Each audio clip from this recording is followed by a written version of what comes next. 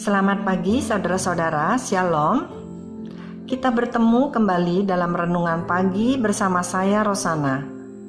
Mari kita bersama memulai dengan membaca cerita tentang Tuhan Yesus memberi makan 4.000 orang. Pembacaan dari Matius 15 ayat 36. Sesudah itu, ia mengambil ketujuh roti dan ikan-ikan itu, mengucap syukur, memecah-mecahkannya dan memberikannya kepada murid-muridnya, lalu murid-muridnya memberikannya pula kepada orang banyak. Pertanyaannya, mana yang terjadi terlebih dahulu? Mengucap syukur dahulu atau pembagian makanan lebih dahulu? Dari ayat yang baru dibaca adalah Yesus mengucap syukur, baru memecah-mecahkan roti dan ikan lalu dibagikan. Kira-kira saudara-saudara, Yesus bersyukur atas apa? Dia bersyukur atas pelipat gandaan 7 potong roti dan beberapa potong ikan. Dia juga bersyukur atas makanan yang cukup untuk 4.000 orang.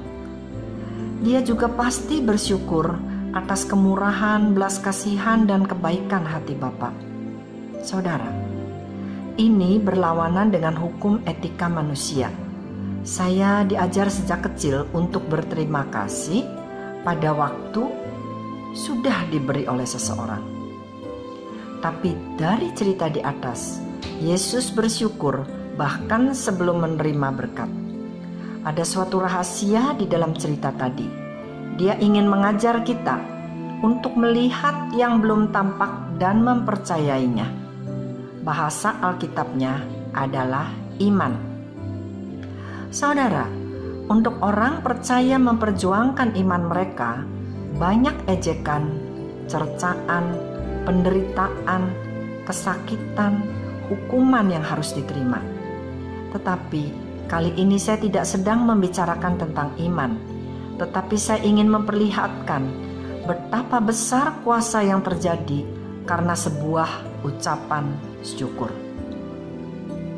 Alkitab mencatat dari 7 potong roti dan beberapa potong ikan memberi makan 4.000 orang laki-laki, tidak termasuk perempuan dan anak-anak, dan sisa makanan masih 7 bakul.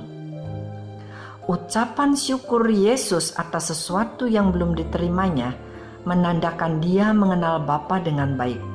Dia tahu hati Bapa, dan Bapa dan dia adalah satu. Bagaimana dengan kita? Saudara, satu contoh lagi tentang ucapan syukur Yesus pada waktu Lazarus, saudara Maria Marta meninggal, inilah yang tercatat di dalam Alkitab. Yohanes 11 ayat 41. Maka mereka mengangkat batu itu.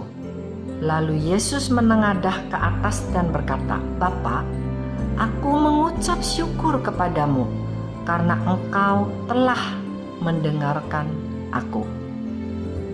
Ayat 43-nya, dan sesudah berkata demikian, berserulah Yesus dengan suara yang keras, Lazarus, marilah keluar. Alkitab mencatat, Lazarus keluar dalam keadaan hidup. Saya tidak sharing ini untuk kita membangunkan orang-orang mati, tetapi saya mau menekankan kepada betapa penting ucapan syukur kita, sebuah ucapan syukur yang membangkitkan orang mati.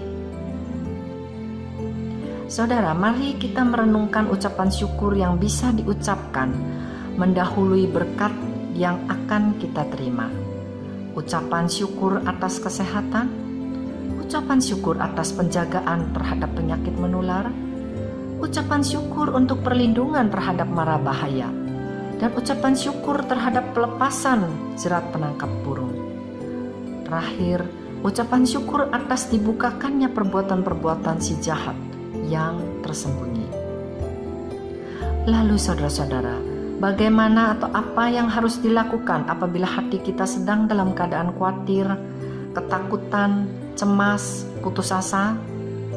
Mungkin saja saudara sedang sakit, sedang kehilangan orang yang dicintai, sedang kehilangan pekerjaan, sedang kesepian sendiri di rumah. Saudara merasa lemah dan butuh kekuatan untuk terus bisa melangsungkan hidup ini. Jadi saudara bertanya, bagaimanakah cara menguatkan hati ini? Saudara, pada waktu Paulus sebagai tawanan dibawa berlayar ke Roma dan menghadapi angin badai yang hebat sehingga kapal terombang-ambing selama 14 hari, maka Paulus mengajak semua anak buah kapal dan tawanan-tawanan yang lain untuk makan yang terakhir kalinya. Tercatat di Kisah Rasul-Rasul 27 ayat 35, Paulus mengambil roti, mengucap syukur kepada Allah di hadapan semua mereka, memecah-mecahkannya, lalu mulai makan.